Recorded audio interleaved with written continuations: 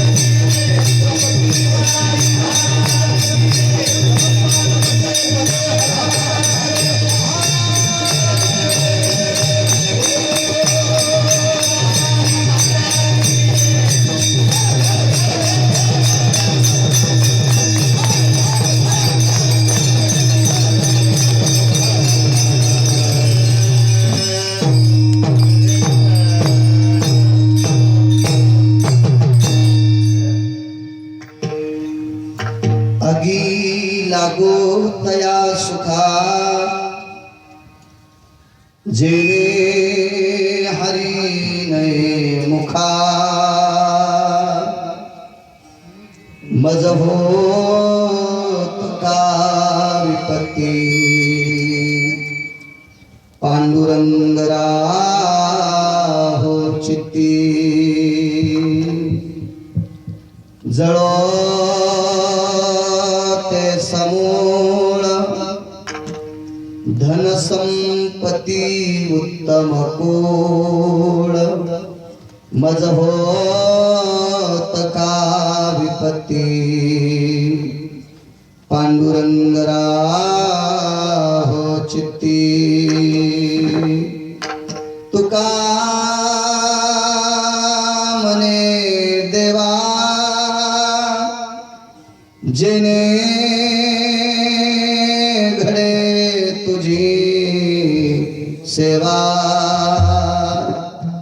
मज होत का विपत्ती पांडुरंग राहो चित्ती नमो विठ्ठला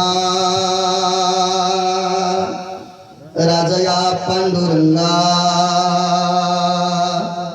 नमो रुक्मिणी माऊली ज्ञान गंगा नमो पुंडलिका नमो चंद्रभागा नमस्कार माझा रुक्मिणी पांडुरंगा पांडुरंगा करू प्रथम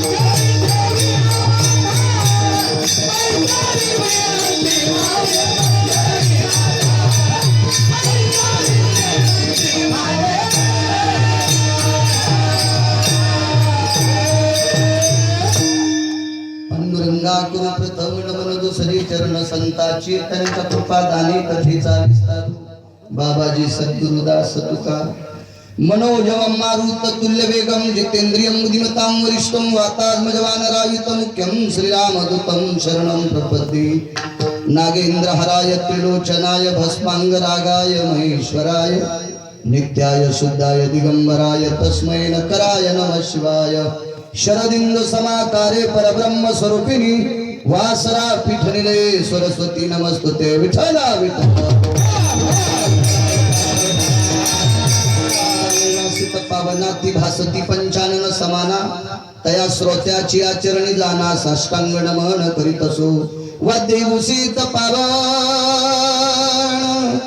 तो प्रत्येक शामरेंद्रा समान तयाची आचरणी दान साष्टांग नमन करीत असो आता गान गंधर्व देवता कोकिळ कंठ स्वर अराका जी कीर्तनी वहिवासित लोका तयाची या चरणी नमन गा मज दिसत सो परम विख्यातू जो जान ब्रह्म याचा सुतो नारद जान नाम तितीक्षु तयाची या चरणी नमन गा जैने धर्म जितविलाची बळी तो संभाजी जाणन वाणी कावतरला जयाची आकुळी तया छत्रपतीची चरण कमळे साष्टांग नमन करीत असो विठाला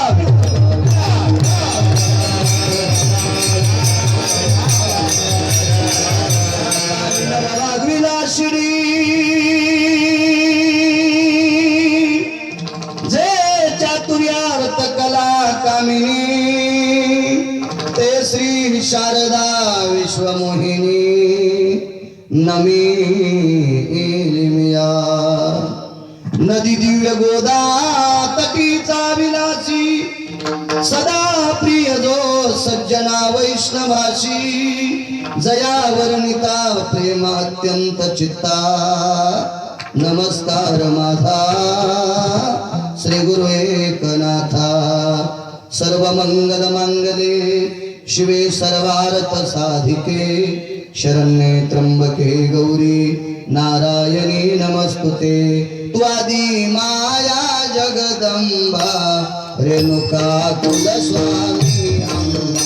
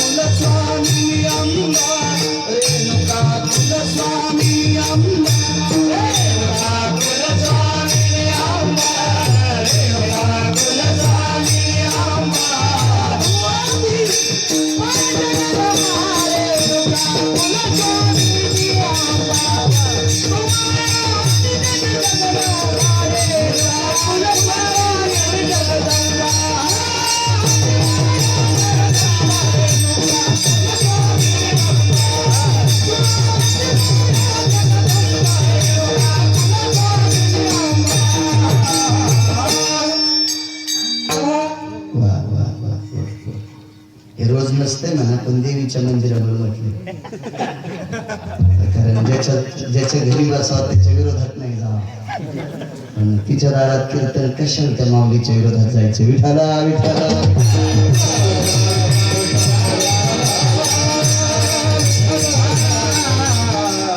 दादा आवाज साऊंडला द्या नाही चांगला आवाज येतो खरं गावरान तू पण कमी वाढायला देव चांगलं करून त्यांचं असं वचवच नाही करा आवाज हे सांगून जाते आणि त्यांच्या मॉनिटर तुम्ही या करू इथून या इथे माणसं या तुम्ही दोघं जण या मला काय वास येत नाही काय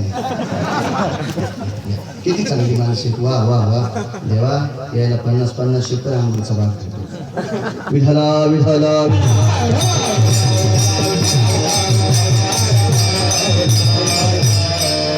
लागू तया सुखा जेने हरिणय मुखा मज होत का विपत्ती पांडुरंग राहो चित्ती प्रस्तुत प्राप्त प्रसंगी सेवे करता निवडलेला अभंग विश्वमान्य विश्वभूषण विश्वाधिकार विश्वप्रिय चिन्मयी स्वरूप असणारे अधिकार संपन्न साधू श्रीमंत श्री जगद्गुरु तुकोबाराय यांचा मागणीपर प्रसंगातील सेवे करता निवडलेला अभंग विठाला विठाला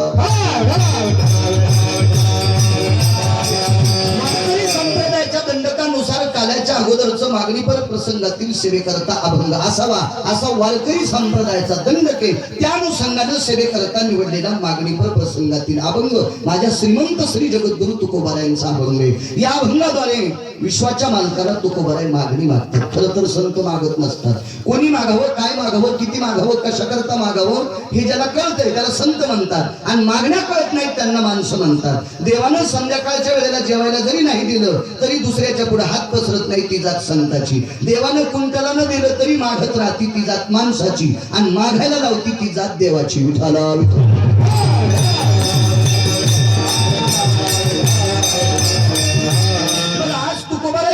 मालकासमोर मागणी मागतात. एका व्यक्तीने प्रश्न केला, का हो, संत मागत नाहीत म्हणतात, मग तुकोबाराय कसे मागतात? त्याला सांगितलं, सोहळ्या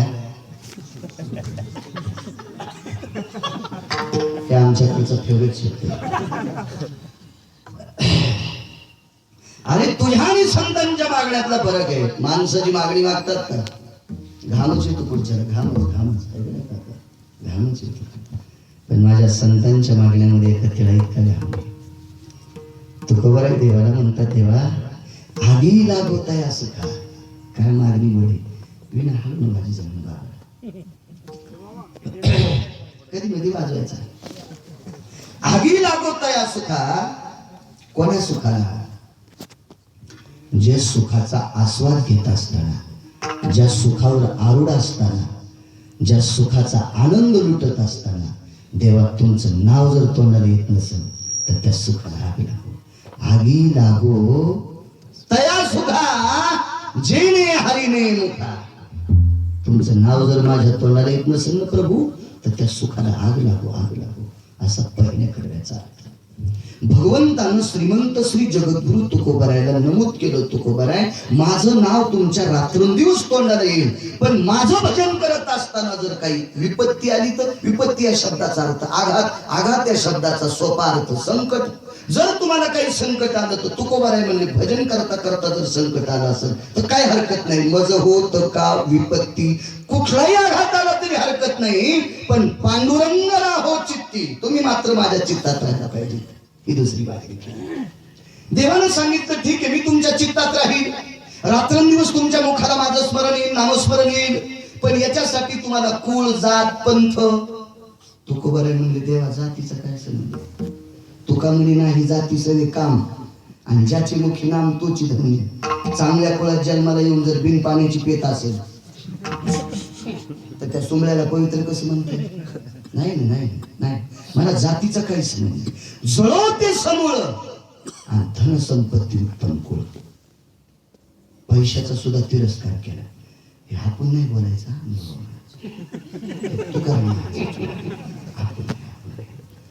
ही त्यांची ताकद आहे. देवाला सोडलेल्या गायीनं किंवा देवाला सोडलेल्या गायीच्या पाळलेल्या गायीनं नादी लागायचं नाही.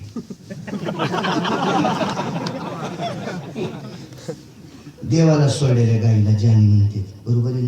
हे तुमच्याकडे हे जन महाराज कधी कधी मला सांगा जा हुकलं, म्हणजे जगात जर्मनी भारतात परभणीत चरबडलं असं भाषा आहे, तिथलं मी होते. एखाद्या वेळेस नाही कळालं तर सांगा जा, आम्हाला कळलं गिरगावकर म्हणून असं सावध करायचं थोडंसं. कळत नाही एखाद्या वेळेस, तिथं वळण नाही मला. देवाला सोडलेल्या गायीला ज्यानी गाय म्हणतात. तिला चिमटा घेतला की रगत निघत. पाळलेल्या गायी म्हणून पाळलेल्या गायीनं देवाच्या गायीच्या नादी लागायचं नाही. गायीच्या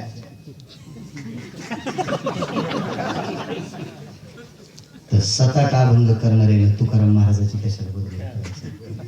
कुठं तुकोबार आहे, कुठं ज्ञानोबार आहे, कुठं नामदेव आहे, कुठं चोखोबार आहे, कुठं नाथ बाबा, कुठं सावता महाराज आणि कुठं गिरगावचा बाळू. विठाला विठाला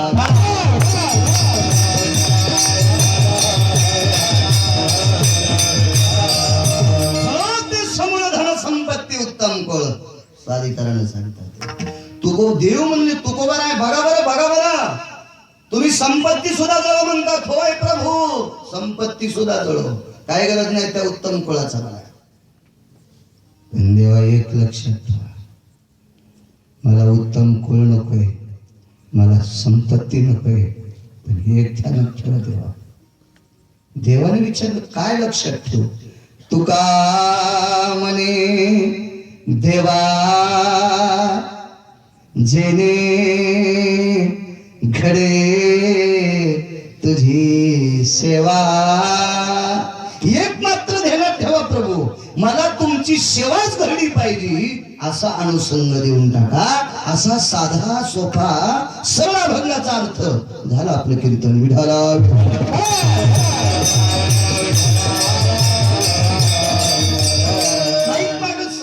आतापर्यंत कुठल्याही संतांनी देवाला काही मागितलं नाही, आणि जे मागितलंय ते देवाला देण्यासाठी तयार झाले नाही, म्हणजे त्रास झाला नाही. 18चे 18 संत विश्वाच्या मालकानं एकत्रित केले. विटेवरचा मालक विटेवरनं खाली उतरले आणि प्रत्येक संताकडे बघत होते काहीतरी मागाव, पण कोणीच काही मागत नव्हतं. मागण्याची आस पाहे मुलाकडे, मागण्याची आस पाहे मागण्याची आस पाहे मागण्याची आस पाहे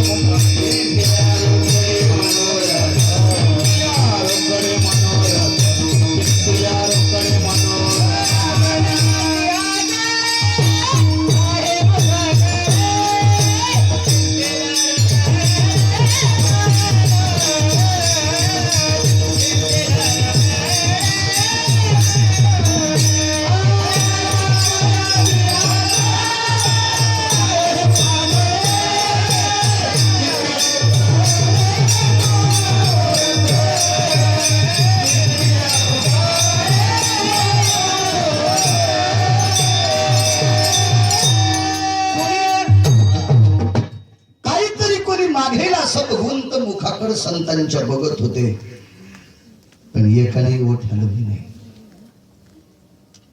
शेवटी विटेवरच्या मालकाने बोलायला सुरुवात केली. मागा मागा मागा, अरे मी ब्रह्मांडाचा मालक आहे, विश्व माझ्या ताब्यात आहे, तुम्ही मागताल ते देऊन टाकतो, मागा मागा. एका साधून सांगितलं, तेव्हा काय मागा मागा मागा लावले, नकोय ना आम्हाला तुमच्याकडनं काही, का नकोय? आमच्या पिढ्यात आतापर्यंत कोणी काही मागितलं नाही. काही मागणे आम्हानुचित वडिलाची जाणत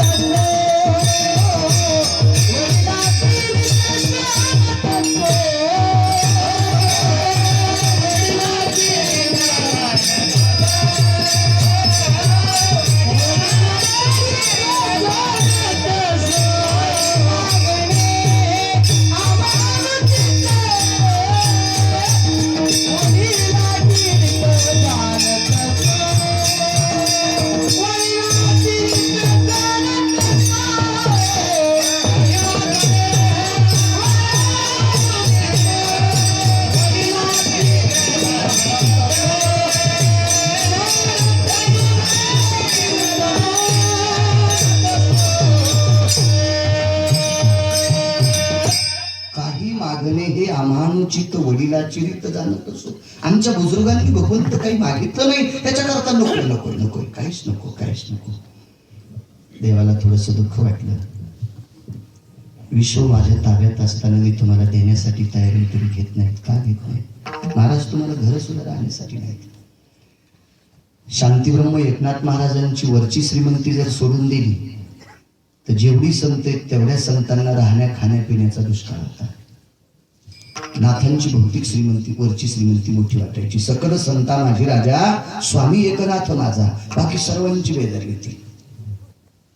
दिसायला बरं का, असायला संत काय ते आमची क्वालिटी नाही सांगण्याची, त्यांची श्रीमंती सांगणं आमची योग्यता नाही, टोकाचा अधिकार होता त्यांचा. पण दिसायला मात्र परिस्थिती नाजूक होत्या. तुम्हाला का घर नकोय? एका साधूनं सांगितलं, देवा घर कशाला देता, किती दिवस घर टिकणार आहे, कशाला घरामध्ये पाडता आम्हाला? एक जणांना मला वास्तुशांतीच्या कीर्तनावर नेलं. तुमच्याकडे घर भरणी म्हणते का वास्तुशांती? घर दोन्ही म्हणते. मोठा माणूस होता, पैसे कुठून आणले होते त्याची त्याला माहित, आपणच करतो कशाला. 2-2.5 कोटीचं घर होतं काका त्या माणसाचं, मोठं घर होतं. मधात गेल्या होतं मस्त वाटेवानीच वाटलं, म्हणजे त्यानं खडीवाल्याचे पैसे दिले नव्हते, मिस्त्रीचा रुपया द्यायला नव्हता, काहीच नव्हतं. एक मिस्त्री ते मेलं, पण त्यानं काही त्याचे पैसे नाही दिले. आणि त्या घराच्या वास्तुशांतीला मोह कीर्तन. मला चेहरा पाहायला कळाले किती बदमाशी म्हणून. पण आपण त्याच्या कशाला नादी लावा, आपला भुका लावायचा राहिला होता. कशी येडवणी कशाला करायची, फुकट कळण शेरी बरोबर. बाबा मला चुकायचं नाही हे का नाही, त्याच्यामुळे मी काय बोललो नाही, जाऊ दे काय की नाही. कीर्तन झाल्याच्या नंतर तुमचे पाय आपल्या घरात लागू द्या.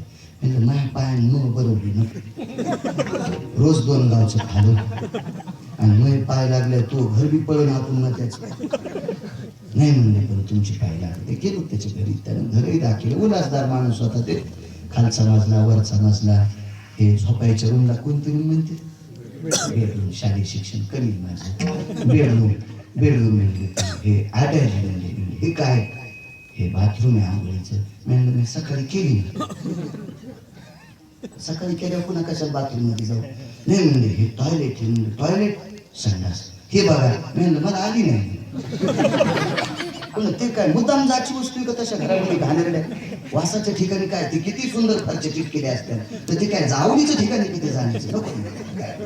नाही म्हणले महाराज याच्याच्या तुटक्या बसलेल्या आहेत त्या भारीच्या. म्हणजे असू दे बाबा किती भारीची असेल तर पाणीच येत असेल ना. एखादी अशी तुटी आहे तिच्यातून पेट्रोल येते, एखाद्यातून चांदीचं पाणी येते, एखाद्यातून सोन्याचं पाणी येते. ते जरा सांगण्यात जरा पोकळ छान होता तो. आणि मग त्याने वरती नेलं मला गच्चीवर. महाराज इतकं घर उंच आहे, इतकं घर उंच आहे की आपल्या घराहून नाशिक दिसते. म्हणजे चांगली गोष्ट होतो. रावणाला वरती केलंस काय हरकत, मोठा माणूस आहे, चांगली गोष्ट आहे. मग बैठकीत आल्याच्या नंतर म्हणलं आपलं घर कसं काय? अति उत्तम आहे. पुन्हा विचारलं घर कसं काय? म्हणजे फार छान आहे. पुन्हा विचारलं घर कसं काय? म्हणजे बरं आहे. पुन्हा विचारलं घर कसं काय? फारच गोड आहे. अर्थचारीचा एकच नाही. त्यानं पाचंदा विचारलं घर कसं काय? म्हणजे भोकाला भोकाला म्हणजे सांगतो तुला घर कसं काय. त्याने भोका वगैरे लावला. विचारलं महाराज घर कसं काय? म्हणजे घरात दोन चुका आहे. कोण म्हणतंय? मला म्हणतो काय तुझ्या घरातल्या चुकान तू मला मारतो?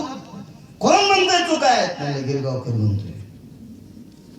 कोणती चूक? तू असताना घर पडत पहिली चूक, अतिवृष्टीत पडत, भूकंपात पडत, मर्यादा संपल्यात पडत ही चूक. दुसरी चूक तुला घरातून काढते. पठ्ठ्यानं पैसे देऊन घर बांधलंय, स्वतःच्या जागेवर बांधलंय, या घरातून कोण काढील? मेल्यावर मधात जाळीत नसते. मेल्यावर तरी बाहेर काढावं लागेल का नाही? एकाच साधून सांगितलं देवा नाश पावणार घर काय करायचं? आणि कन लगे माई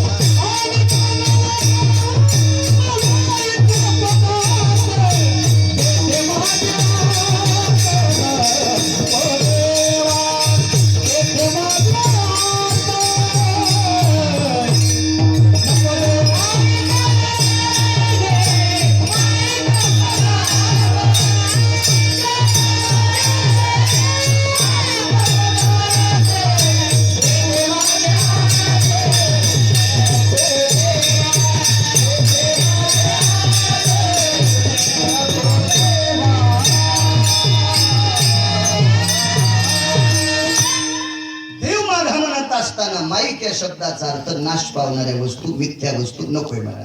पदाचा सुद्धा तिरस्कार केला. ब्रह्मादिक पदे दुःखाची शिराणी, ज्या पदावर बसल्याच्या नंतर स्वकन्यां स्थितो जायं प्रविष्टं यति कामास्थितो मगदं भव व्याप्ताना स्थितिजन्यं किमस्थिता विश्वन भुवनत काण्डत्रयो जगन्मिथ्ययति जायन्ते सत्यं वासं ब्रह्मां कतये सत्यं वासं ब्रह्मां कतये अन्यां व्याभिचारतरो निषदं भयदति व्याप्ति सुदाना निषदं भयदति व्याप्त सुदाना नवशद निषदं प्रबन्धनो निषदं निषदं जनोज्जनो पूज्यनः पूज्यतो निभया मुक्तिं लोकं खेदस्थिति. महाराज सांगतात जगाला निर्माण करणारा सत्य लोकाचा मालक आहे, पण मृत्यू लोकात अपूज्य ठरला. एक चूक केली, वेदार्थाचा गोवा करण्याविनाश आणि वेदी नाही ऐशी सांगितले म्हणून ते पद नको. ब्रह्मदेवाचं सत्य लोकाचं पद आवाज नुसता कडक करा कडक करा. मग हे नको ते नको पाहिजे काय? तुकोबाला म्हणतात देवा मी जेवढं मागितलं तितकं त्या आगी लागो तया सुका जेणे हरिणे मुखा. जे सुख भोगत असताना जर तुमचं नाव तोंडाला येत नसेल तर त्या सुखाला आग लागो. एका व्यक्तीने प्रश्न केला संतांकडे सुख आहे का? आहे त्या वस्तूचा त्याग करणं हे मोठेपणाचं लक्षण आहे, आणि नाही त्या वस्तू आवडत नाही म्हणणं हे मूर्खपणाचं टोक आहे. संतांकडे सुख आहे ना, किती सुख आहे? संताचे सुख झाले या देवा म्हणून सेवा करी त्यांची.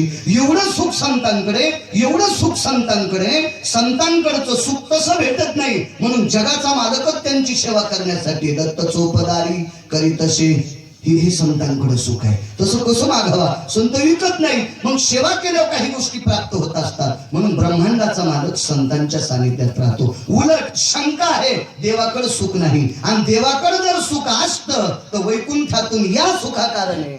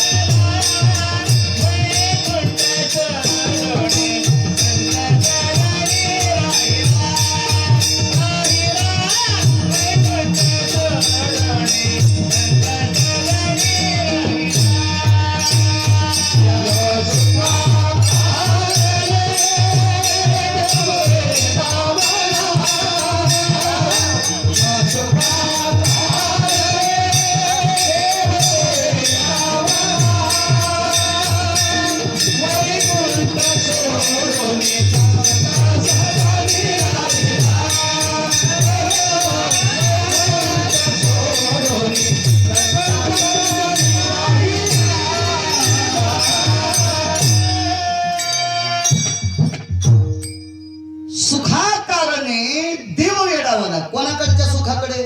संतांच्या सुखाकडे. वैकुंठ सोडोनी संत सदनी राहिला.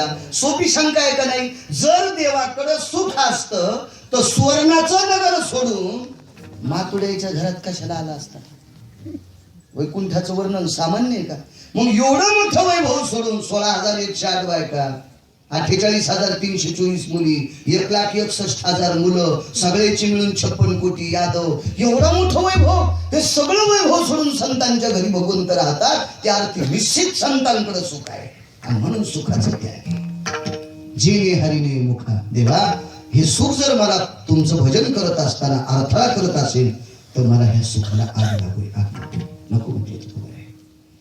एका व्यक्तीने प्रश्न केला, देवा असं आहे का एखादं प्रमाण? तुकोबा आहे असा अधिकार एखाद्याचा? तुकोबा सांगतात आहे. बघा, एक सर्पिन रस्त्याने पळत होती. सर्पिन एक सर्पिन रस्त्याने चलत होती. सर्पिन, मोठी सर्पिन होती. माणसाच्या पोटासारखी, मांडीसारखी अशी मोठी सर्पिन होती. काळी टिक्कर सर्पिन सन सन सन सन सन सन रस्त्याने पळत होती. आगी लागत आहे सुद्धा सांगतोय. त्या सर्पिणीला 8 पिलं होती. ते पिलंही तिच्याच बापाची थोडीशी अशी पिलं होती, पण ती शिकारीच्या शोधात होती. 2-3 दिवसापासून त्या सर्पिणीला आणि तिच्या पिलांना शिकार सापडली नव्हती. सारखे शोधात होते. काय त्याचं नशीब काय नाही.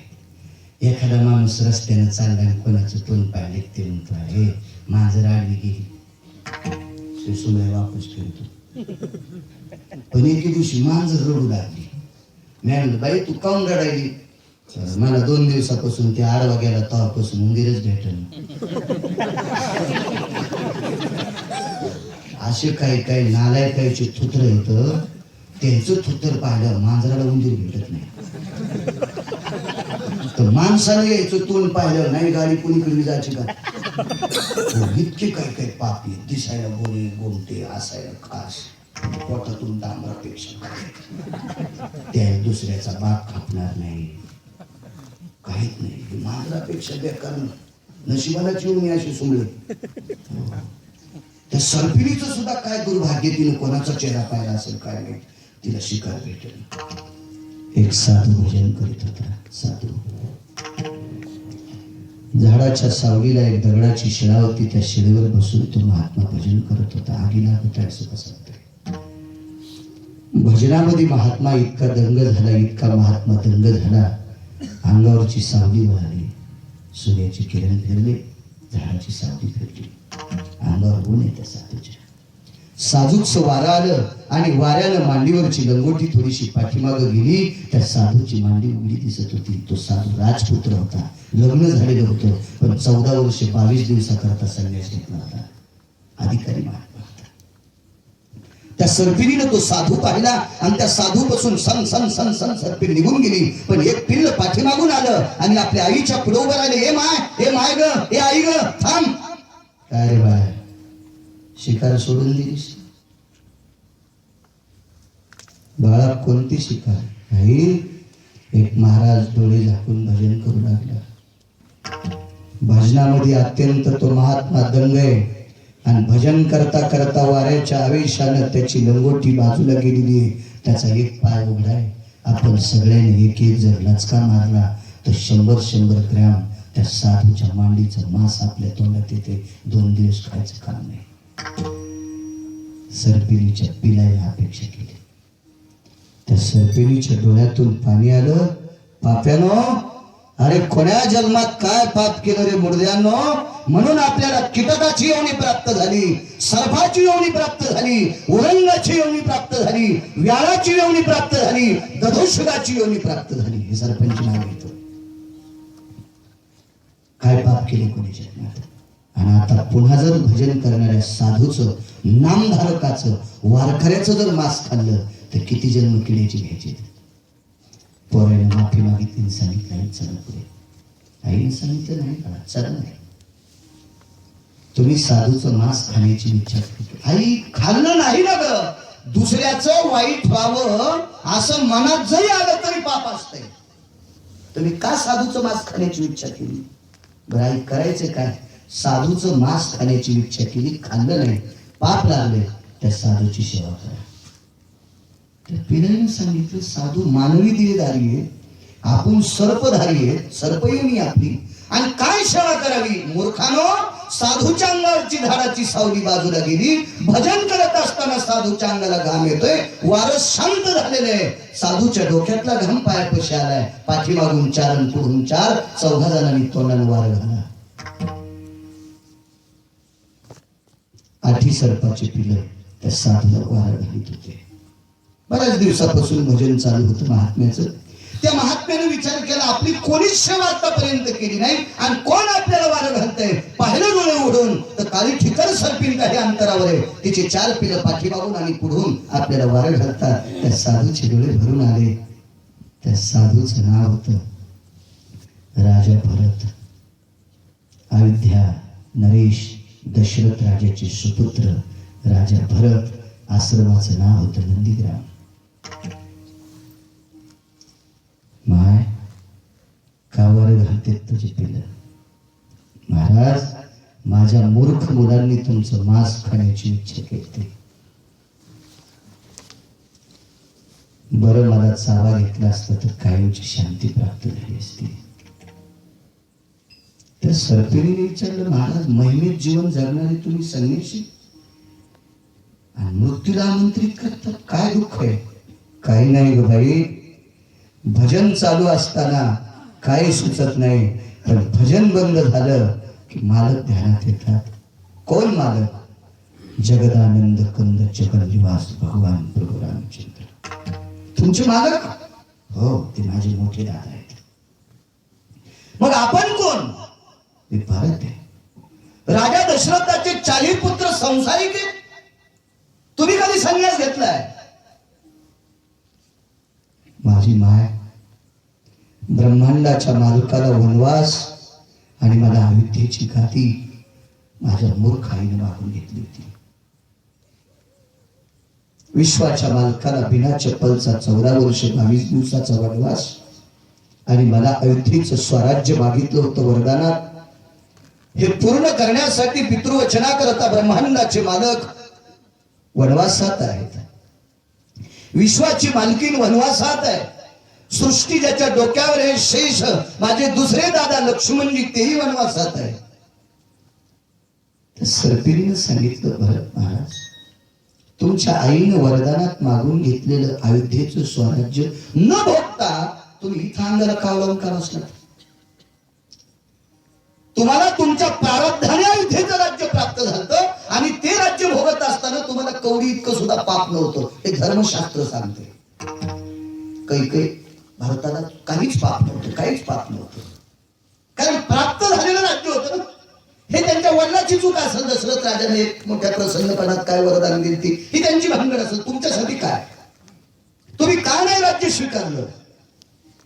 भरतानं सांगितलं बाई जा, माझ्याविषयी दया हेतू ठेवतीस त्याबद्दल तुझा सन्मान आहे, पण फार अडचणीत हात घालू नकोस.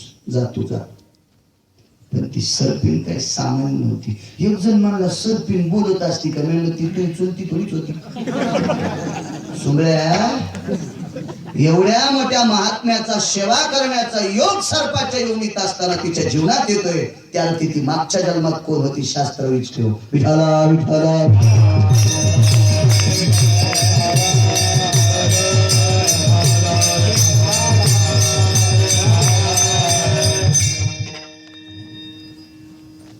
जाम आहे तुझा. पण सरपिनीनं सांगितलं, महाराज विनंती आहे तुम्हाला, तुम्ही अयोध्येचं स्वराज्य सोडून लग्न करून पत्नी घरी ठेवली आणि अंगाला काव लावून संन्यास नंदीग्रामाच्या ठिकाणी घेतलं. कारण काय? भरताचे डोळे भरून आले. भाई, मी जर अयोध्येच्या सिंहासनावर आरूढ असतो तर स्वराज्याचा आनंद घेत असताना विश्वाच्या मालकाचं भजन नसतं करायला वेळ भेटला. साधा ग्रामपंचायतचा सदस्य झाला तर ते म्हणतो टाइम जेवायला भेटून.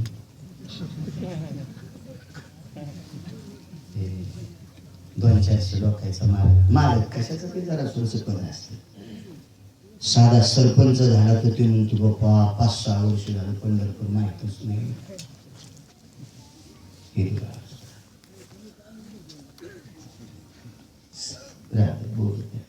कोणाच्या आनंदात माती नाही टाकावं.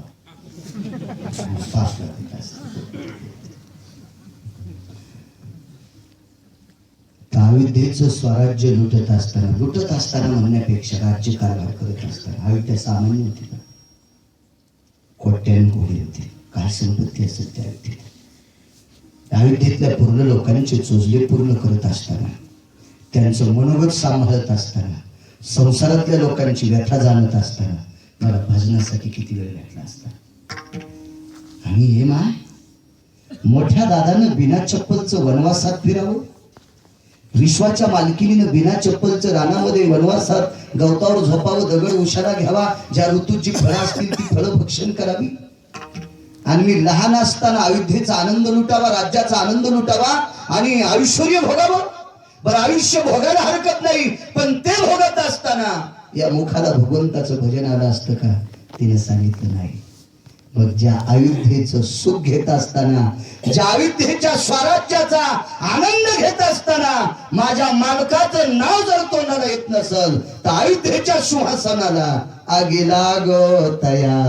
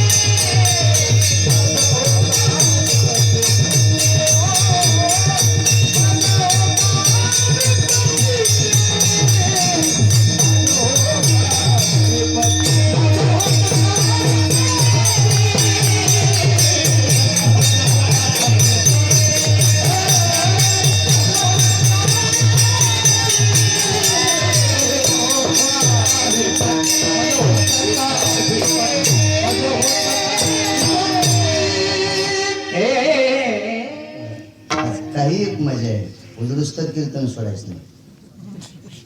पण गाडी नाही आणली रे जाईल माझी सकाळचा मेळ फुकायचा आहे की नाही. अहो किती बैल किती महागायचे असावं आपला बांधायला की आकडा.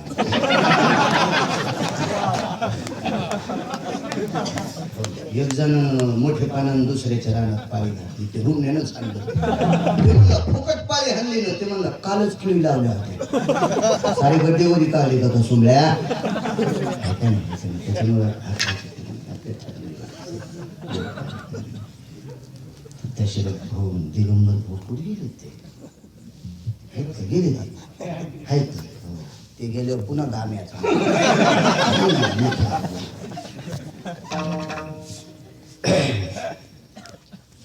ज्या स्वराज्याचा आनंद घेत असताना देवाचं नाव येत नाही त्या सुखाला आपला दुसरं उदाहरण.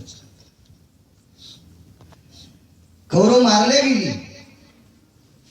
गेली नाही मारलीच. पापी होती कौरव. 100ला 100 कौरव मारल्या गेली. हस्तिनापुराचं स्वराज्य पांडवांना प्राप्त झालं. धर्म हस्तिनापूरचे राजा झाले. हस्तिनापूर म्हणजे दिल्ली. रक्तरंजित गादी प्राप्त झाली धर्माला. हस्तिनापुराची मालकी 3 लोकांची होती. धृतराष्ट्र, पंडू राजा आणि विदुर काका 3 जणांची मालकी होती. पण या दोघांचाही हिस्सा एकट्यालाच असावा अशी नीतीमध्ये गढूळपणा निर्माण झाला. जगाच्या मालकानं सांगितलं दुसऱ्याचा हिस्सा खातो का सुमल्या तो सापच करून टाकतो. सापच 100ला 100 मेले शिवाजी काका. आणि मग धर्माने सांगितलं थांबा इथं. कशाला थांबू म्हणजे बायको घेतली त्या आणलं निघून वनाच्या ठिकाणी. आता हस्तिनापूरचे मालक 2 आहेत. एक पांडव आहेत आणि एक विदुर काका आहे. नियमानं अर्ध स्वराज्य पांडवाला, नियमानं अर्ध स्वराज्य विदुर काकाला. हा संप्रदायाचा नियम आहे. आपला हा संस्कृतीचा नियम आहे. आपल्या भारताची संस्कृती येती वडीला भवाप्तपणे अर्थमोजसा पावने ते बांधवा विभक्तपणे घ्यावीची लागेल. वडिलांनी कमवलेली प्रॉपर्टी ही भावांनी सारख्या आयुष्यात वाटून घ्यावं हे धर्मनिष्ठ शास्त्र. मग अर्ध राज्य पांडवांना आणि अर्ध विदुर काकाला.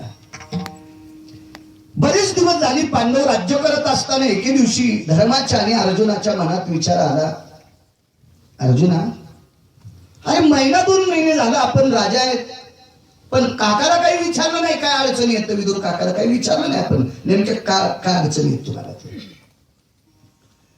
अर्जुनानं सांगितलं दादा काही हरकत नाही चला आता जेवणे राहिलीत ना आपली आपण तिथून आल्यावर जेवणे करू पण काकाकडे चला.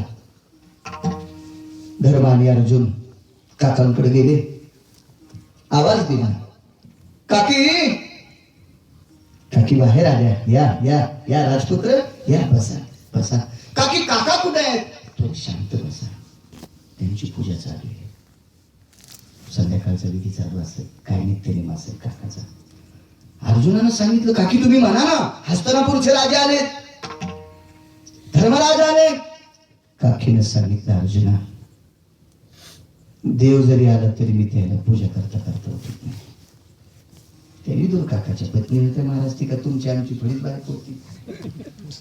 आपल्या घरी मोठा साहेब आला आपली म्हणली असती उठ ना भुक्या कौरव देव चोळी तू काय देणार आहे ते देव. साहेबाची कृपा झाली तर सुटकेच खालून येईल. उठ भुक्या उठ उठ उठ भुक्या उठ. त्या आपल्या म्हणल्या असते. ती विदुर काकाची पत्नी होती का नाही. काकाची पूजा म्हणजे तुमच्या आमच्या पूजासारखी कोणीच पूजा. आपल्या पूजा काय नाही गण कोणीकड बुका कोणीकड काय कोणीकड काय मिळ नाही. गडबडी देवाच्या अंगावर पाणी टाकणं निघणं सगळं नाटक आपले. एकदा मी वास्तुशांतीला गेलो 2-4 वर्ष केला तो कार्यक्रम. आता नाही इकडे पाईपलाईन झाली तेव्हापासून कोरडो कर्मकांडात कोरडच नाही. त्याच्यात बेजारी मशीन कुठं ना काहीच नाही. आणि पुन्हा कमी बेजार करावा तो पाप लागतो. 45 मिनिटाशिवाय अभिषेक होत नाही. ते काय ते कमी काळात केला की ते देवाला मान्य नाही. त्याचं पाप अभिषेक करणाऱ्याला लागतं म्हणजे मंत्र मानणाऱ्याला.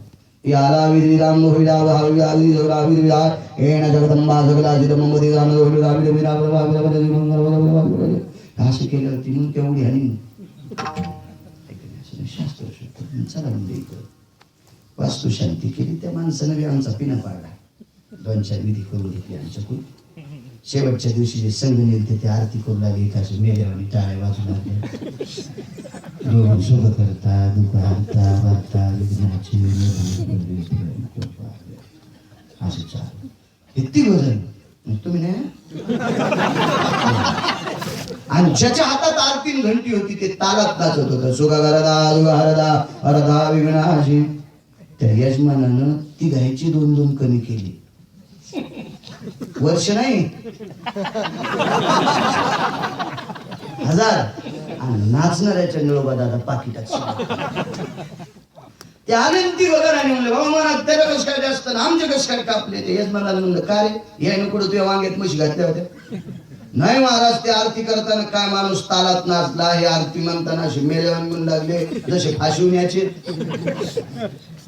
आणि जे नाचत होतं का ते सगळ्यात आळशी होतं महाराज ती गायपेक्षा जास्त आळशी होतो म्हणजे तू काय नाचला रे म्हणला महाराज तुम्हाला माहिती आहे मला काय पाय उचलत नाही पण मा नाचण्याचं कारण निर्माण होतं काय झालं ते म्हणला बसताना मी गुळाच्या खड्यावर बसलो होतो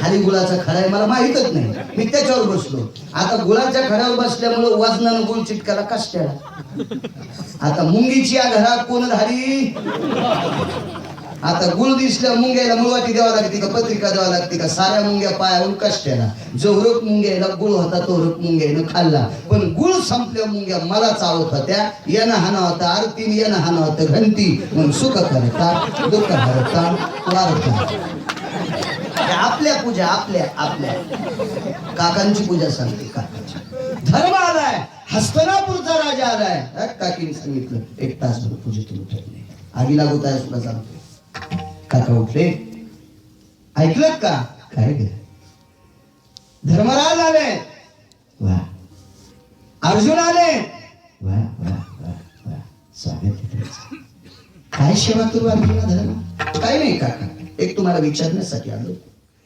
भगवंताच्या कृपेने बऱ्याच दिवस झाला आम्ही हस्तनापूरचे राजा आहोत त्याच्यात तुमची सुद्धा कृपा आहे पण एक विचारण्यासाठी आलो की आम्ही तुमच्या सुखदुःखात काही अजून विचारलं नाही तुम्हाला काही अडचण काकाने सांगितलं का तुला इतकी सुद्धा अडचण नाही काहीच काही कशाचीच कमी नाही आणि जर कधी असती धर्म अर्जुना तर मी तुमच्याकडे निरोप पाठवला असता राजा मला अमक्या अमक्या गोष्टीची अडचण आहे ते मला पाठवून द्या पण आतापर्यंत भगवंताच्या कृपेने मला अडचण नाही तर धर्माने एक वाक्य वापरलं काका तुम्हाला अडचण नाही पण उद्याची अडचण आज मिटून घेऊ हस्तनापुरात 2500 वाडे आहेत हस्तनापुरामध्ये 2500 वाडे त्याच्यापैकी 1250 वाडे आमच्या 5 भावाचे आणि 1250 वाडे तुमच्या एकट्याचे तुम्हाला कोणी कोण वाटून घ्यायचे ते घ्या आगी लागत आहे सुद्धा सांगतो हे वाक्य ऐकल्याबरोबर विदुर काकाच्या डोळ्यातून पाणी आलं काकानं सांगितलं धर्म अर्जुना का त्रास देता रे मला अर्जुनानं सांगितलं काका हा त्रास आहे तुमची वाटणी देऊन टाकतो तुम्हाला काकानं सांगितलं मला आज गरज नाही ज्या दिवशी मला गरज पडेल त्या दिवशी घेऊन जाऊ अर्जुनानं धर्मानं सांगितलं काका आम्ही जिवंत आहे तोपर्यंत तुम्ही मागत नाहीत आणि जरी मागितली तर आमच्या 5 भावापैकी एक सुद्धा बेमान होणार नाही पण आधा कदा आम्ही जावं आणि तुम्ही जावं आमच्या मुलांनी जर तुमच्या मुलाला या राज्यातला हिस्सा जर नाही दिला तर स्वर्गातले पांडव नरकात पडतील आणि धनापोटी लालसा उत्पन्न होत असते काका हे उद्याचं पाप होऊ नये म्हणून आजची आज तुम्हाला कोण्या बाजूने हस्तापनापूर घ्यायचंय तुम्ही तुमचं घेऊन टाका काकाच्या लक्षात आलं आपण हे असं ऐकायचे नाही मला हस्तानापूर नको म्हटले पण एक ऐका धर्मार्जुना तुमच्या आई बाबावर जितकं प्रेम केलंय तितकं प्रेम तुम्ही माझ्यावर करता का धर्मानं पाय धरली डोळ्यातून पाणी आलं काका हृदयाची शपथ घेऊन सांगतो मी आई बाबावर जितकं प्रेम करतो तितकं तुमच्यावर करतो वा वा वा धर्मा तुझ्या आई वडिलांवर जितकं प्रेम आहे तितकं प्रेम जर तू माझ्यावर करत असशील तर ज्याच्या कृपेने तुम्हाला राज्य प्राप्त झाले त्या श्रीकृष्णाची शपथ आहे तुम्हाला. वाक्य नीट ऐका. धर्मार्जुना, तुमच्या आई वडिलांवर जितकं प्रेम करता तितकं प्रेम जर तुम्ही तुमच्या काकावर करत असाल तर ज्याच्या कृपेने तुम्हाला अयोध्येचं स्वराज्य प्राप्त झालंय त्या कृष्णाची शपथ आहे, मला हस्तिनापूरच्या उत्तर दिशेला 12 वर्षाचं झोपडं बांधून द्या. शपथ घातली. शपथ विलास काय एकदा शपथ घातल्या. अर्जुनाला राग आला. धर्मानं मांडी दाबली. अर्जुना, याच्यावर काय शहानिशा करायची आपण नंतर कोर्टून घरीच काही बोलशील काका पटकन बोलशील. अर्जुन घरी आले सांगितलं, धर्मदादा हा का न्याय? 1250 वाले काकाच्या वाट्याचे तर आणि एवढी मोठी अवस्था असताना आपण त्यांना झोपड्यात राहण्यासाठी द्यावा. लोक आपल्या तोंडात शेण घालतील, माती घालतील, आपल्या नावानं सुपाऱ्या फोडतील. किती पांडव हलकटे काकाला देत नाहीत, स्वतः महालात राहतात, चुलत्याला झोपड्यात ठेवतात, लोक आपल्या तोंडात शेण घालतील. दादा, धर्मानं सांगितलं अर्जुन आम्हालाही कळतंय, पण उत्तर काकाला विचारू नाही. तर लोकांनी जर आपल्याला विचारलं तर आपण सांगू ना की आम्ही काकांना राहण्यासाठी वादे देतो पण काका राहत नाही. पण अर्जुनानं सांगितलं तसं उत्तर नाही. आधी काकाला विचारायचंय, तुम्ही महालात न राहता तुम्हाला झोपड्यात का राहावं वाटते? असा प्रश्न आपण काकाला करू. धर्मानं सांगितलं, ऐक तू लक्षात घे अर्जुना, तू थोडं शांत हो, मी माझ्या परिस्थितीने विचारतो. धर्माचा स्वभाव अत्यंत योग असा आला. योग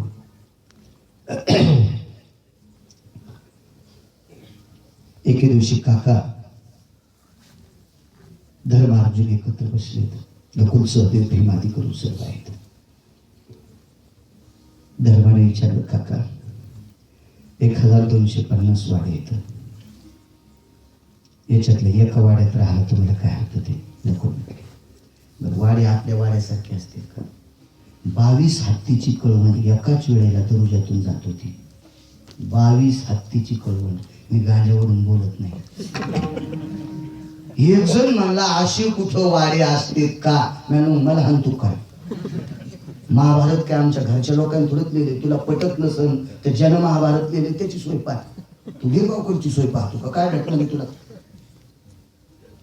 22 हत्तीची कळवून जाईल अशी मोठमोठी वाडे आणि एकाही वाड्यात मला नको. अर्जुन तापले. सांगितले, काका मला 2 दिवसापासून धर्मदादा बोलू नको म्हणतोय, पण मला समाजाच्या शब्दासाठी तुम्हाला बोलावं लागते. लोक आमच्या तोंडात शेण घालतील. तुम्हाला झोपड्यात का राहायचंय? काकानं सांगितलं, लोकायला काय म्हणायचं ती लोक ठरवतील, पण मला जे पोषक आहे ते मी ठरवीन. माझा मी मालक मी आहे. तुम्हाला शपथ घातली. तुमच्या आई वडिलांवर जितकं प्रेम आहे तितकं जर माझ्यावर करत असाल तर ज्याच्या कृपेने राज्य भेटलंय त्या कृष्णाची शपथ आहे, मला झोपडं बांधून द्या. तुम्हाला शपथेत बांधलंय. तुम्हाला किती तुमच्या तत्वावर जगायचं ते तुम्ही ठरवा. धर्मानं सांगितलं, काका झोपडं बांधून पूर्ण झाले. झोपडं कळते तुम्हाला? झोपडं गोठा म्हणते त्याला, कोण गोठा किंवा झोपडं. झोपडं बांधून पूर्ण झाले. पण एकच विचारतो, काका तुम्ही महालात न राहता झोपड्यात का राहता? ऐक म्हणजे धर्मा, ज्या दिवशी कौरव तुम्हाला त्रास देत होते, ज्या दिवशी कौरव तुम्हाला त्रास देत होते, सच्चाग्रो धरा स्थितेषु, महाभारतातला श्लोक आहे. सुईच्या आणीवर बसेल इतकी माती कौरव तुम्हाला देत नव्हते. त्या दिवशी तुम्ही वनवासात सुद्धा भजन करत होता. पाहती पांडव अखंड वनवासी, परित्या देवासी, आळवीती किंवा आठवीती. वनवासात सुद्धा तुम्ही त्यांचं भजन करावं रे. आणि ज्याचं भजन केल्यामुळं तुम्हाला हस्तिनापूरची गादी भेटली. त्याच्या पलीकडे सांगू धर्मा, अरे तुम्हाला हस्तिनापूरची गादी देण्यासाठी ज्यानं स्वतःच्या संस्काराचं मात्र केलं रे. हस्तिनापूरचे राजे तुम्ही व्हावा याच्याकरता कौरव मरणं गरजेचं होतं. आणि कौरवाला मारण्यासाठी जगाच्या मालकानं 19 पाप केली. 19. त्याच्यापैकी एका पापामुळं 56 कोटी यादव मैरेक नावाची दारू पिऊन दिली. देवानं स्वतःच्या घरावर तुळशीपत्र ठेवलं आणि तुम्हाला स्वराज्य दिले रे. कशामुळे दिले? धर्मानं सांगितलं आम्ही त्याचं भजन करतो म्हणून दिले. वा गोड उत्तरे धर्मा, वा गोड उत्तरे अर्जुना, वा गोड उत्तरे भीमा, वा गोड उत्तरे नकुल सहदेवा, वा गोड उत्तरे वहिनी साहेब. पंती साहेबाला सांगितलं वा वहिनी साहेब गोड उत्तरे. तुम्ही त्या मालकाचं भजन केल्यामुळं तुम्हाला हस्तिनापूरची गादी प्राप्त झाली. आता माझं उत्तर द्या. ज्याच्या कृपेनं तुम्हाला हस्तिनापूरची गादी प्राप्त झाली आणि महालामध्ये सुखरूप राहू लागले, कौरव मेल्याच्या नंतर तुम्ही या घरामध्ये किती भजन केलं? 2 महिने झालं तुम्ही राज्य भोगता. तुम्ही राज्यावर बसायच्या अगोदर अर्जुना, अरे तुझे रोम कृष्ण कृष्ण म्हणायचे, रोम रोम अंगावरचे रोम. अरे वनवासात भजन केलं तुम्ही. द्रौपदी, हे उठ द्रौपदी, उठ उठ उठ द्रौपदी. काय काका, तू विराट राजाच्या घरी शेण काढीत होतीस ना बाई? होय काढीत होती. मग आहे द्रौपदी, 48,324 दाशा तुझ्या हाताखाली असताना विराट राजाच्या घरी शेण काढायची वेळ आली आणि एके दिवशी विराटाच्या पत्नीनं तुझ्याकडे दळायला धान्य दिलं. जात्यावर दळत असताना तू भगवान कृष्ण परमात्म्याच्या ओळ्या गायल्यास, पण तुम्ही अज्ञातवासात होता द्रौपदी. आपण पांडव येते कोणाला कळू नये म्हणून धर्मानं तुझं तोंड दाबलं. द्रौपदी, तू इथं तरी देवाचं नाव घेऊ नकोस. द्रौपदीनं सांगितलं त्याच्याशिवाय मला दुसरं काही सुचतच नाही. मग सांग द्रौपदी, अगं तू वनवासात विराट राजाच्या घरी अज्ञातवासात त्याचं भजन करत होतीस. एवढी मोठी श्रीमंत पांचाळ नरेशाची कन्या, तुझ्याकडे भांडे घासणारी बायका सोन्याच्या पाटावर बसून भांडे घासत होत्या आणि तू दुसऱ्याच्या घरी शेणाची टोपली उचलीत होतीस. तरी पण तू त्याचं भजन करीत होतीस. मग त्याचं भजन केल्यामुळं तू पुन्हा हस्तिनापूरची राणी झालीस. पण या राजवाड्यात मोठ्या भारीची साडी घालून फिरत असताना किती बाऱ्या भजन केलंस? किती बाऱ्या भजन? धर्म, भीम, अर्जुन, नकुल, सहदेव, कुंती, द्रौपदी मानाखाली घातल्या. महाराज माना माना. काय उत्तर होतं? विदुर काकाने सांगितलं, मला जो प्रश्न केलाय त्याचं उत्तर तुम्ही दिले. अरे ज्याच्या कृपेने राज्य प्राप्त झाले, ज्याच्या कृपेने 2500 वाडे प्राप्त झाले, अरे त्या वाड्यात बसून जर तुमच्या तोंडाला भजन येत नसल तर माझ्या वाट्याला 1250 वाडे देतात का? त्या वाड्याला आग लागो, आगी लागो तया सुखा.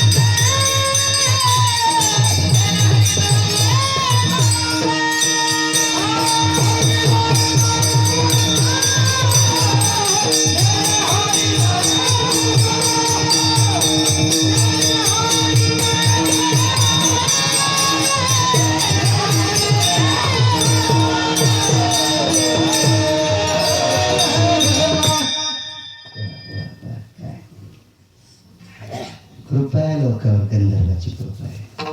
तसं नाही प्रांत राहते. ज्या वाड्यात देवाचं भजन येत नाही त्या सुखाला आग लागली. ती वाड्यात उदाहरण सांगतो. एका बाईचा भाऊ न्यायला आला दिवाळीला. बाईच्या घरी 500 एकर जरी अंगूरचा बाग असेल आणि तिच्या माहेरातली माणसं दुसऱ्याच्या बागात छाटणी जरी करीत असतील तरी पण त्या बाईला माहेर आवडतं. कुणाही बाईला आपलं माहेर आवडतं. माहेर आणि आपल्या घरच्या वैभवाकडे बघून माहेराचा जर तिरस्कार करीत असेल तर तिला चंडा म्हणायचं, वितंडा म्हणायचं, महाचंडा म्हणायचं. हे एक उदाहरण सांगतो. आणि माहेर श्रीमंत असेल आणि मालकाकडची गरिबी असेल तर माहेरच्या श्रीमंतीचे नवऱ्याला टोमणे देत असेल तर तिला अवदासा म्हणायचं. विठाला विठाला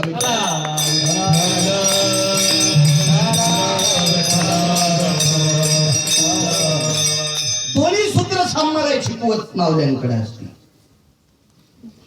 म्हणून दीपावलीच्या लेकी असा दीपावलीचा सण आला की मुलीला माहेरी जावं वाटते. जिच्या मालकानं 50,000ची जरी पैठणी महिन्या 2 महिन्याला बायकोला आणत असेल, भावाची परिस्थिती 500 रुपयाची साडी घ्यायची जरी नसेल, तरी पण तिला माहेर जावं बाजा वाटतं. माहेराला तिकडच्या लोकांना बोला वाटतं. आवड वाटते, आवड आवड आवड. दोन्ही कुलाचं गीत जोपासती का, तिला माऊली म्हणतात. माऊली एक कविता होती बघा, एक कविता मला पूर्णतः ती पाठ नाही. ती तिच्या मालकाच्या घरी परसामध्ये सरपण आणायला जाते.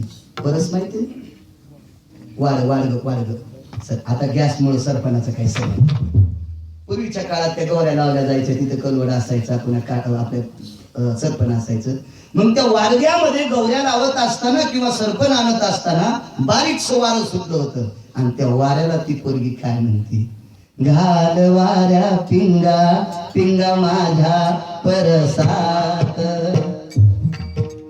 घाल वाऱ्या पिंगा पिंगा माझ्या परसात, माझ्या परसात पिंगा घाल, सुखी आहे कोर तुझी सांगे आईच्या कानात. म्हणजे परसामध्ये काम करत असताना फिरणाऱ्या वाऱ्याला सांगते, दादा माझ्या आईच्या कानात जाऊन सांग तुझी मुलगी तिथे खुश आहे. काय काय प्रेम असतं त्या बाईच्या अंतःकरणात. एका बाईला तिचा भाऊ न्यायला आला. किती अधिकारी बाई होती पुढे कळलं तुम्हाला. ती कोणाच्या गोठ्यातलं शेण पडणारी नव्हती, ती कोणाच्या सुनाला लावून देणारी नव्हती, दुसऱ्याच्या इचकिणारी नव्हती. हल्ली इचकीचाच कार्यक्रम चालू आणि माणसं इचकिनेतच बेजार आहेत. ओरिजिनल टाइम इचकायतच झालेले, इचकिनेतच दुसऱ्याच काहीच फायदा नाही, नुसतं इचकिने. कोण होतं गाला? निळोबा महाराज. तालात कच्चे, तू भीमशिन जोशीचा तू काय त्याचा ताल तपासायची तू योग येत आहे का? सोमळ्या पाणी नेत नाही सकाळी, विठाला विठाला विठाला.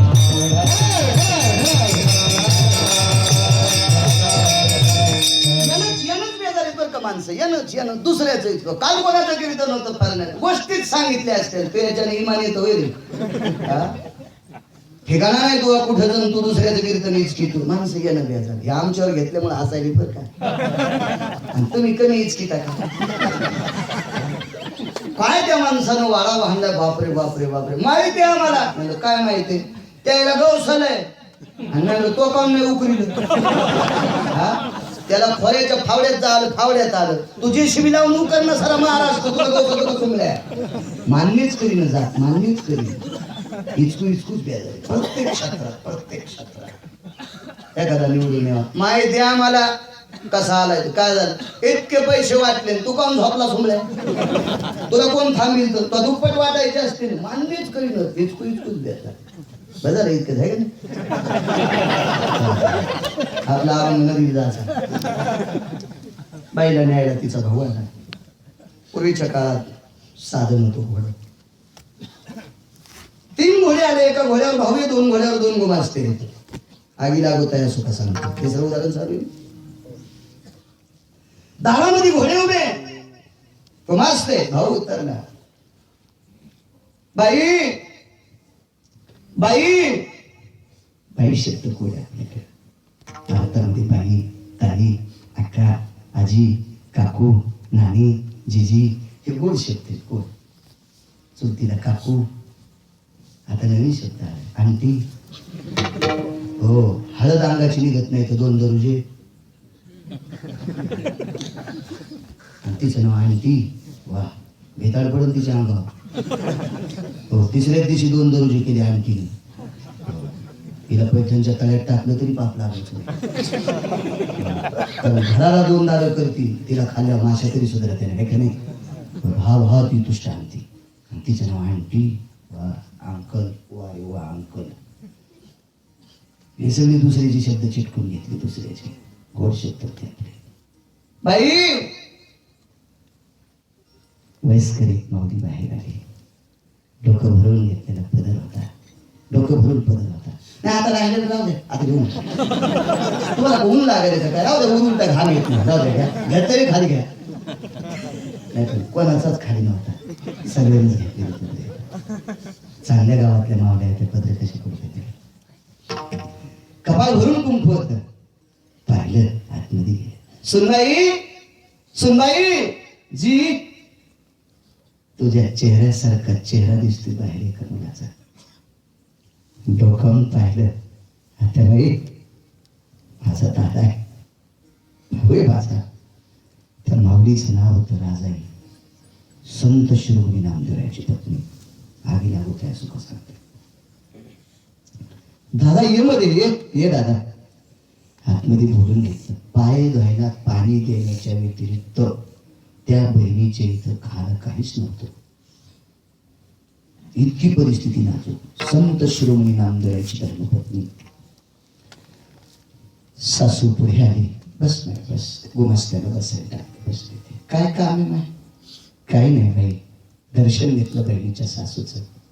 नाही, दादानं ताईला आणण्यासाठी पाठविले, बाबानं माझ्या. ठीक आहे. मंगळवेढ्याला निरोप पाठविला. बादशाचं भांडार सांभाळायला दामू शेट्टी होते. आगीला कुठल्या सुख सांगते. निरोप गेला, तुमच्याकडे पाहुणे आलेत. आले दामू शेट्टी. राम राम केला. आपल्या बहिणीचे सासरे वडला समान आहेत म्हणून त्या मुलाने नामदेवरायच्या वडिलाच्या चरणावर दामू शेट्टीच्या पायावर डोकं ठेवलं. बाबांनी पाठवले. का बरं? दिवाळी करता ताईला 10 दिवसाकरता पाठवा. ठीक आहे, ठीक आहे. सुनबाई जी, काय सासऱ्याला वजन येत असलं. सासरा सुनबाई म्हणल्याच्या नंतर तिकून जर सुनबाई जी म्हणत असेल तर मला वाटतं बिना भाकरीचं पोट भरत असेल. काय शब्द, काय कोटीतले शब्द होते, कोटीतले कोटीतले. खाऊन यायच्या जिभेला इचूर असणारे हे शब्द इकडे जिनं पहिल्यांदा शब्द फेकून द्यायला असेल का तिच्या तोंडाला ठोकर इचूर असू. पण आता त्या मेल्यान त्या नाहीत ना. आता यायचं काय दोष यायला, ते ज्या रस्त्याने चालले ते त्या रस्त्याने आता चालले ते संपी जुळू शकतो. काय आनंद असेल त्या राजाईला. आटोपला, साडी चोरी घेतली, सासूचं दर्शन घेतलं, सासऱ्याचं दर्शन घेतलं. एक लक्षात ठेवा, आपल्या याच्यावर पुरावा काही द्यायची गरज नाही, पण आठवलं म्हणून सांगतो. ज्या बाईला माहेरातलं सुख आवडत असेल तिनं माहेराला जाताना सासू सासऱ्याचं दर्शन घ्यायचं, आणि माहेराहून आल्यावर सुद्धा सासू सासऱ्याचं दर्शन घ्यायचं. माहेरातल्या लोकांना आयुष्य वाढते. सासू सासऱ्याचं दर्शन जर रागात नाही घेतलं तर माईचं आयुष्य 6 दिवसाचं वर्षाला कमी होते. जिला पटकन माय फुकायची का, तिनं सासूच्या स्वप्नात पण पाया पडायचं नाही. लिहून घ्या गिरगावकरचं वाक्य, तुम्हाला एकूण एकीची शपथ आहे. आणि जिला आपल्या आईचं आयुष्य वाढवायचंय, जिला आपल्या बाबाचं आयुष्य वाढवायचंय, सासू सासऱ्याचं दर्शन जाताना वेळी आता घ्यायचंय. पूर्वीच्या काळात तो चोळी आणत होते. नाही आणू द्या चोळी, जाऊ द्या, पण दर्शन घ्यावं. नेम ते का घ्यायचं, कशामुळं? कारण मी वाचिले शो सांगत नाही, ऐकून सांगणारा पठ्य नाही. विठाला विठाला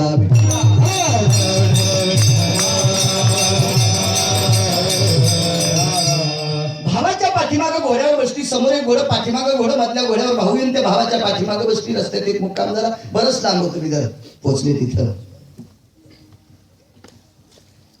वडिलांना मुलीला पाहिल्याबरोबर आनंद झाला. 2 वर्ष झालं दिवाळी आली नव्हती.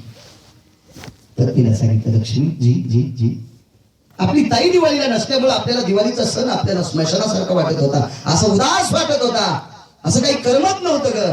पण आपली ताई या वर्षी आली, काय दिवाळी आनंदात वाटते. दिवाळी अजून 4 दिवस राहिली तरी पण आजच वाटतंय घरावर दिवे दिसायले, वा घरावर फटाके वाजतात, जिकडं तिकडं अन्नधान्याचा अत्यंत सुगंध आहे, पक्वान्नाचा, पाकाचा सुगंध येतोय. काय आनंद त्या बापाला मुलीला पाहिल्याच्या नंतर. मला तुम्हाला म्हणायचं काय, काय नाही, 10 दिवसाकरता व्याह्यानं माझी मुलगी इकडे पाठवली. 10 दिवसात तिला मिष्टान्नाच्या व्यतिरिक्त काही खाऊ नको. 10 दिवसाकरता बाईचे डोळे भरून आले. सांगितलं, मालक तुम्ही बाप आहात, माय तुमच्या अंतःकरणात लेकीविषयी जितकं प्रेम आहे, तुम्ही जन्मदाते आहात, पण मी 9 महिने पोटात वाढविली. मला किती प्रेम असेल माझ्या ताईवर. गावरान तुपातल्या मिठ्या केलं. वा ठीक आहे. जेवण झाली दुपारी. संध्याकाळची जेवण 7-7:30ला आटोपली आणि 8 वाजता पतीनं पत्नीच्या कानात सांगितलं, प्रिय फार मोठी एक कामगिरी केली तिने आणि त्या कामगिरीनं राजा माझ्यावर प्रसन्न झालता आणि राजाने प्रसन्न होऊन 5.5 क्विंटल सोन्याचा पलंग बक्षीस द्यायचा. त्या पलंगाच्या ज्या तपकड्या होत्या का त्या 5.5 क्विंटल सोन्याच्या होत्या. म्हणजे 5 क्विंटल 75 किलो सोनं होतं पलंगाला. हत्तीच्या दाताचे पाय होते आणि कमरा इतकी राजहंसाच्या पंखाची त्याच्यावर गादी होती. बादशाने एका चांगली कामगिरी केल्याच्या नंतर बक्षीस देतात तो पलंग आणि त्या पलंगाला अजून पाय सुद्धा लावला नाही. तो पलंग माझ्या ताईला झोपण्यासाठी द्या. आणि दिवाळी झाल्याच्या नंतर जाताना तसाच पलंग पंढरपूरला बांधून द्या. लगेच पलंगाची फिटिंग सुरू झाली. हिऱ्या माणिकाची कोंडणी केलेला महाल होता. त्या महालात सुवर्णाचा पलंग टाकला.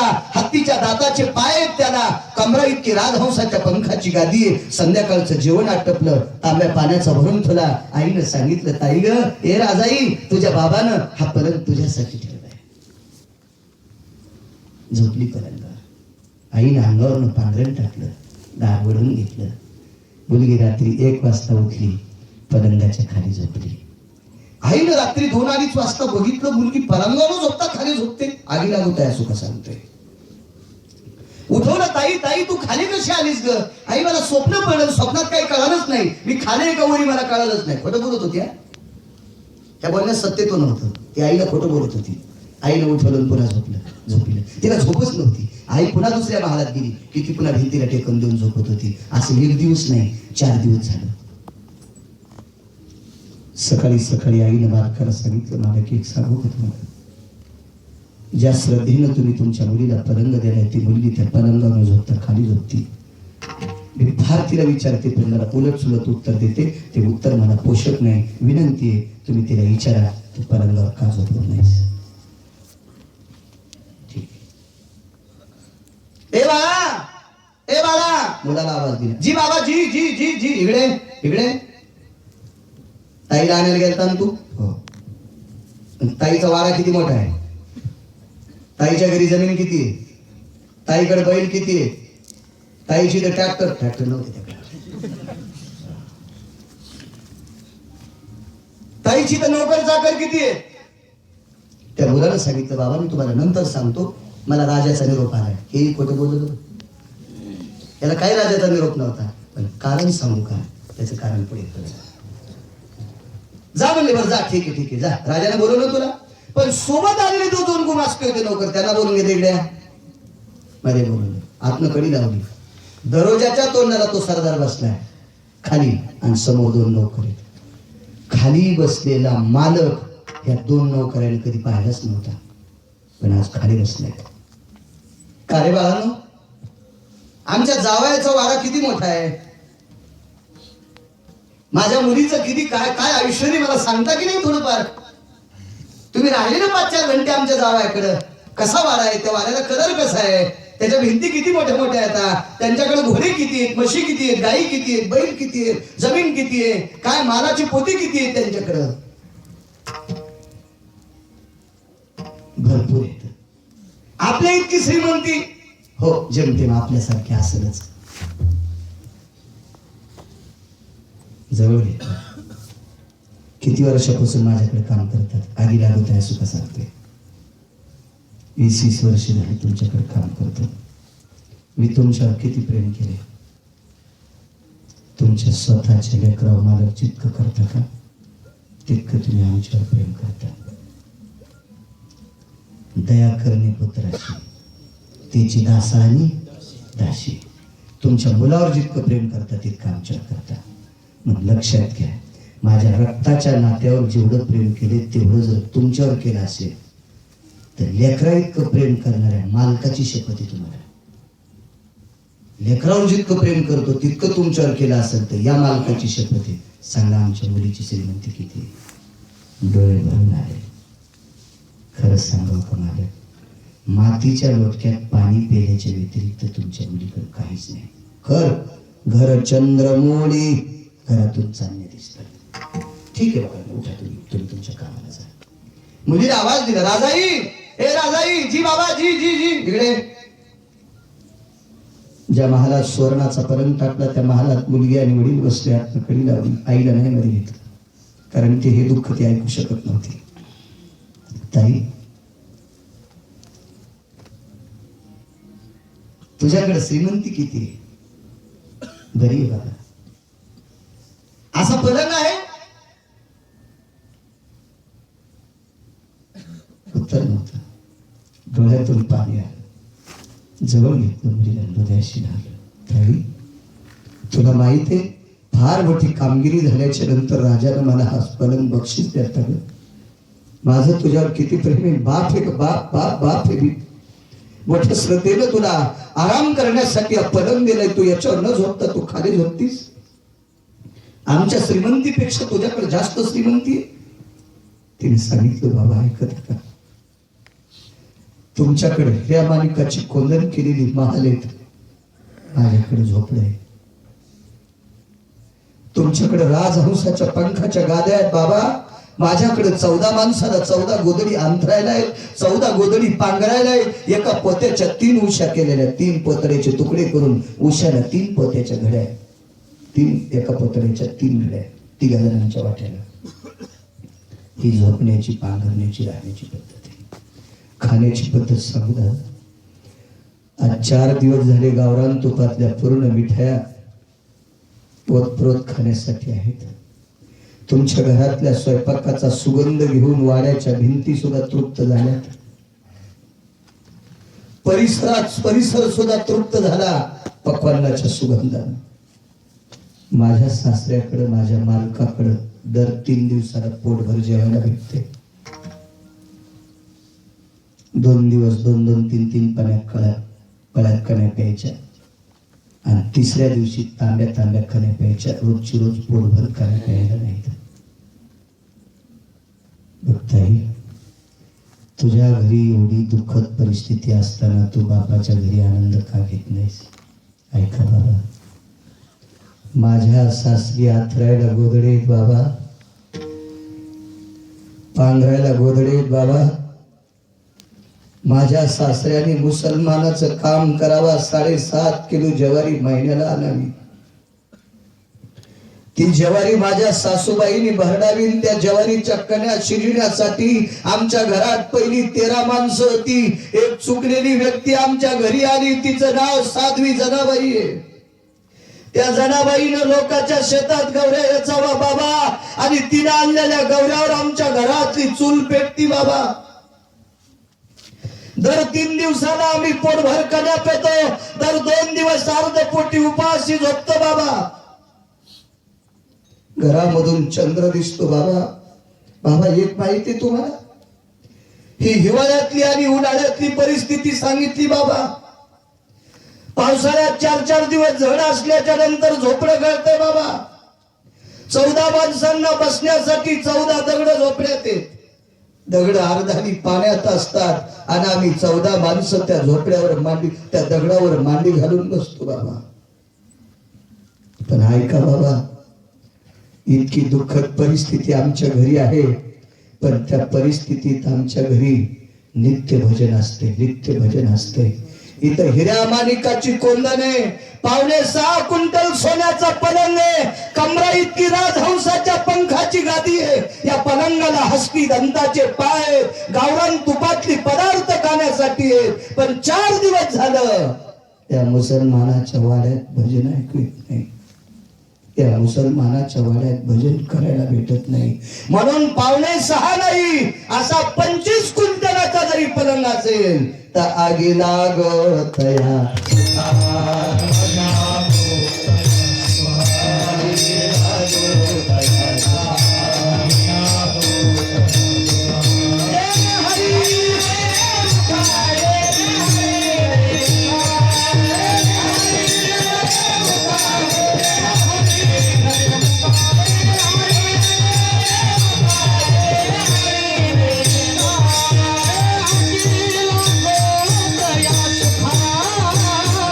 जय हरी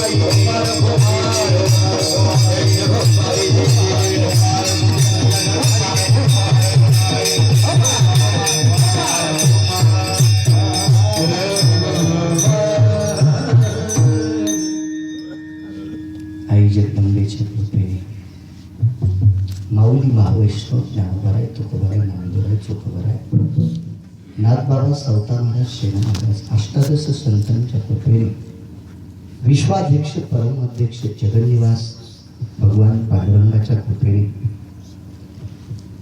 पावन असणारी पुनीत भूमी हा परिसर नाशिक क्षेत्र हा भाग भगवान प्रभू रामचंद्राच्या पदस्पर्शाने पुनीत झालेला ऋषी मुनींच्या क्रियास्थितीत पावडीनं पुनीत असलेला हा परिसर आणि या परिसराचं आजचं गाव कोणतं वाहेगाव छोटेखाली असणारं छोटंसं गाव आई जगदंबेचं जाज्वल्य मंदिर वाहेगावातील सर्व मंडळी बघापासून शेवेतांचे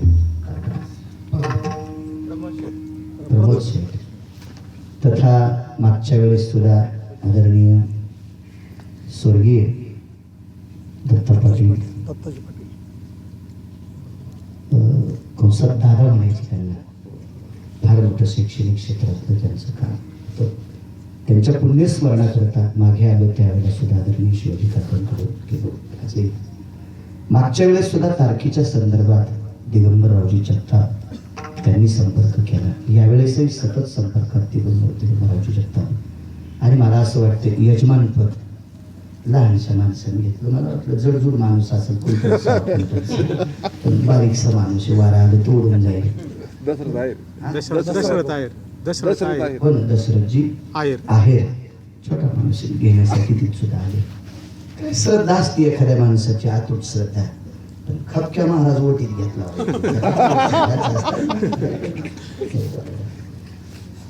वजनदार घेतलं फाटून वटी आहे का नाही. जगदंबेच्या चरणी प्रार्थना. दशरथजी आहेर सर्वांच्या परिचयाची व्यक्ती, तरुण व्यक्ती, छोटी व्यक्ती, आवाड कष्ट शेतात करणारी व्यक्ती. यजमानपद माझं त्यांनी सप्ताहाच्या वतीने यजमानपद घेतलं. दशरथजी आहेर त्यांना धन्यवाद. दिगंबरजी जगताप सतत फोन करत असतात. संपर्क अत्यंत गोड त्यांनाही धन्यवाद. वारकरी संप्रदायावर अतूट प्रेम करणारे शिवाजी काका आदी करून मृदंगाचारी गोसावी शरद महाराज गोसावी वा वा वा किती गोडे. मंत्रान मुग्ध होस्तो कला हा अमरेंद्रान भव याप्ती जनो हस्तम कौशल्यादि स्थितो हृदयं भराती ते क्रियंजना. या तत्वज्ञानानं कलेनं भूषित असणारे आदरणीय त्यांचे शरद महाराज गोसावी ते सुद्धा आहेत. किरण महाराज गोसावी त्यांना सुद्धा प्रणाम. महाराष्ट्रातील असं गाव सोडलं नसत अशा एका महान भगवत भक्ताच्या सानिध्यात वारकरी संप्रदायाच्या कार्यात मोठ्या महात्म्यांसोबत सतत कार्यरत